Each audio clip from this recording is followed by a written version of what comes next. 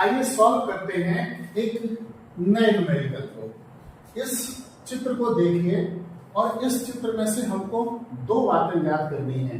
पहली बात यह है कि 3 ओम के प्रतिरोध में धारा I1 प्रवाहित हो रही है, वो कितनी है।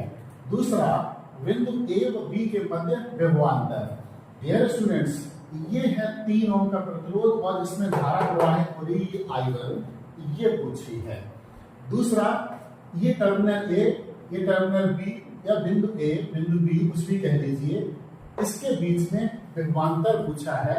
मजे की बात यह है कि इसके मध्य में 2 ओम का प्रतिरोध है और जो धारा प्रवाहित हो रही है वो है I1 प्लस I2, यानी कि A और B के मध्य में धारा I1 प्लस I2 प्रवाहित हो रही है। तो हमको I1 प्लस I2 चाहिए और 3 ओम के प्रतिरोध में धारा चाहिए। इसमें 2 सेल लगे हैं, ये सेल 2 वोल्ट का है और ये वाला सेल 5 वोल्ट का है। यहाँ देखिए धारा सदैव धन सिरे से ऋण सिरे की ओर प्रवाहित हो रही है। तो जो 5 वोल्ट का सेल है, इससे धारा जो प्रवाहित हो रही है वो है I1। 2 वोल्ट का जो सेल है, इससे धारा प्रवाहित हो रही है I2। ये बिंदु E पर इधर से आने वाली धारा I1, इधर से आने वाली धारा I2, ये दोनों जुड़ जाती हैं और ये हो जाती है I1 प्लस I2। किरचॉफ का जो प्रथम नियम है, इसे संधि का नियम बोलते हैं कि किसी संधि पर मिलने वाली समस्त धाराओं का बीजगणितीय योग 0 होता है। यह संधि की ओर आने वाली धाराओं का योग संधि से दूर जाने वाली धाराओं के योग के बराबर होता है। तो इधर से I1 आ रही, इधर से I2, तो यहाँ पर जो धारा होगी वो होगी I1 प्लस I2, यानी कि 2 ओम प्रतिरोध में प्रवाहित धारा है I1 plus I2। Dear students, इसमें हमें I1 I2 ज्ञात करने के लिए या I1 प्लस I2 ज्ञात करने के लिए किरचॉफ के द्वितीय नियम का इस्तेमाल करना है। जी हाँ, किरचॉफ के द्वितीय नियम के अनुसार किसी वैद्युत पथ में प्रत्येक बंधपाश के विभिन्न खंडों में प्रवाहित धारा एवं उनके संगत प्रतिरोधों के गुणनफलों का बीजगणितीय योग परिपथ में कार्य करने वाले समस्त वैद्युत वाहक बलों के बीजगणितीय योग के बराबर होता है। अब इसमें बंधपाश हम कौन से लेंगे? इसमें बंधपाश कुल है 3। एक ये है A B F E A, दूसरा है E F C D E, ये वाला भी, या तो ये या ये, और एक है A B C D A। इस तरीके से इसमें 3 बंधपाश हैं। हम किन्हीं 2 बंधपाशों को हल करेंगे, किरचॉफ का द्वितीय नियम इस्तेमाल करेंगे और किरचॉफ का द्वितीय नियम इस्तेमाल करके हमारे पास 2 समीकरण होंगे और उन समीकरणों से I1 और I2 की वैल्यूज ज्ञात करते हैं। तो देखिए होता है क्या।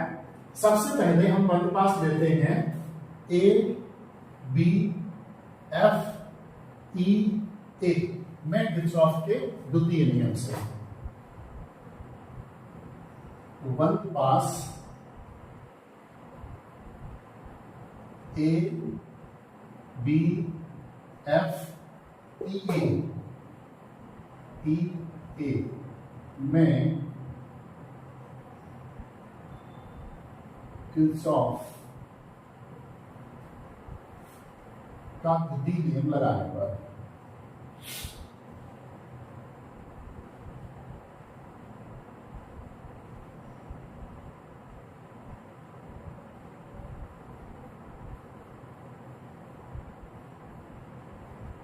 देखिए, किरचॉफ का जो दूसरा नियम है वो है sigma IR equal to sigma E।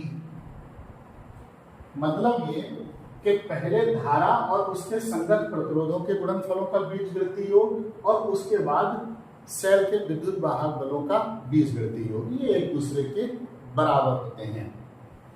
Dear students, हम आपको एक बात बताएं, किरचॉफ का द्वितीय नियम हम जब भी इस्तेमाल करेंगे तो एक चिन्ह परिपाटी यूज होती है और उस चिन्ह परिपाटी के अनुसार जब तक हम धारा की दिशा में चलेंगे तो चिन्ह होगा हमारा धनात्मक और धारा के विपरीत चलेंगे तो चिन्ह ऋणात्मक होगा।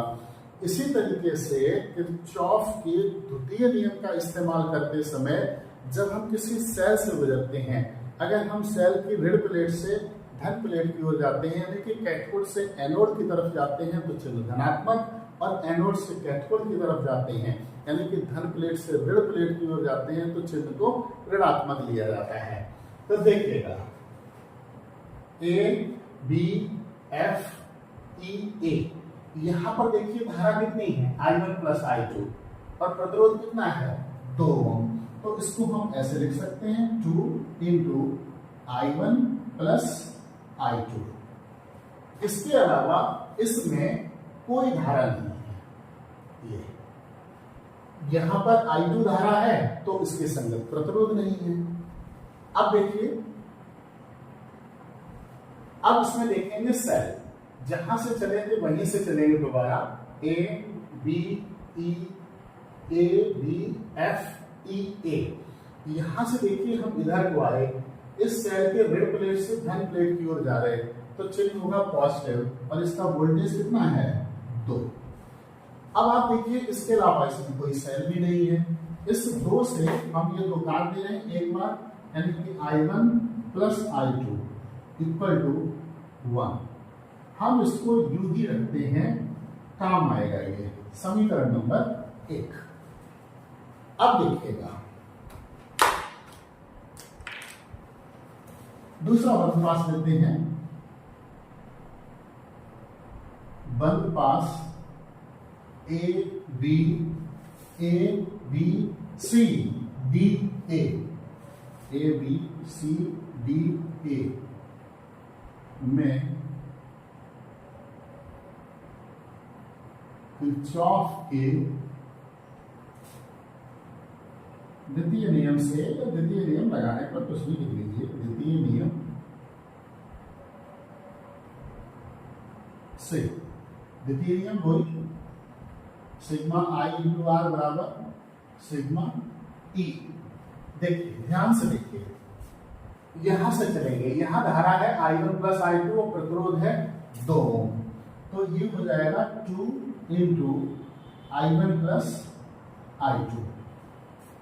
सीधे चलेंगे क्योंकि आउटसाइड वाला बंद पास लिया। यहां देखिए ये प्रतिरोध है 3 ओम और इसमें धारा है I1, चूंकि हम धारा की दिशा में ही चल रहे हैं तो चिन्ह होगा पॉजिटिव। प्रतिरोध 3 ओम, धारा I1 इस योग करके। अब दूसरे राउंड में क्या देखेंगे, सेल और उसके विद्युत वाहक बल। यहां से यहां तक कोई सेल नहीं, यहां से यहां तक कोई सेल नहीं, यहां से यहां तक जैसे ही आए वैसे ये 5 वोल्ट का सेल है और हम इसके कैथोड से एनोड की तरफ जा रहे हैं, यानी कि ऋण प्लेट से हम इसके धन प्लेट की ओर आ रहे हैं तो चिन्ह होगा धनात्मक, यानी कि 5 वोल्ट। अब देखिए डी से हम ए पे आए, कोई सेल नहीं। अब यहाँ पे एक बात देखिए, यहाँ I1 प्लस I2 है और हमारे पास ये देखिए I1 प्लस I2 की वैल्यू है, तो समीकरण 1 से I1 प्लस I2 का मान रखने पर, तो देखिए 2 इंटू I1 प्लस I2 का मान कितना है 1 प्लस 3I1 इक्वल टू 5, या 3I1 इक्वल टू 5 माइनस 2, ये 2 रह जाएगा, वो उधर जाएगा माइनस का, यानी कि ये बचा आपका 3। तो I1 बराबर हो जाएगा 3/3, मतलब सीधा सा है आपका 1 एम्पियर। अब देखिए I1 की वैल्यू आई 1 एम्पियर और पूछा क्या था 3 ओम के प्रतिरोध में धारा, तो हम लिख देंगे कि 3 ओम के प्रतिरोध में धारा, 3 ओम के प्रतिरोध में धारा I1 बराबर कितनी निकल गया है 1 एम्पियर। बस ये पहला हमारा सॉल्व हो गया। अब हमको सॉल्व क्या करना है, ए और बी के मध्य विभवांतर, ये रहा ए और ये रहा बी। देखिए बिंदुओं ए व बी के मध्य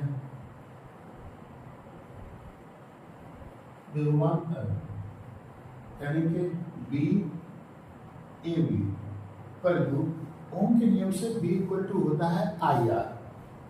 यहाँ ए और बी के मध्य में धारा कितनी है? यहाँ पर धारा कितनी है? I1 plus I2।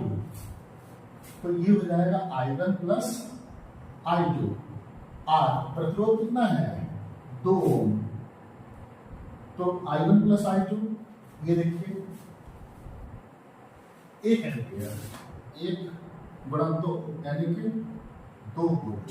बस यही उत्तर, ये भी सॉल्व हो गया। उम्मीद है कि समझ में आया होगा। Thank you.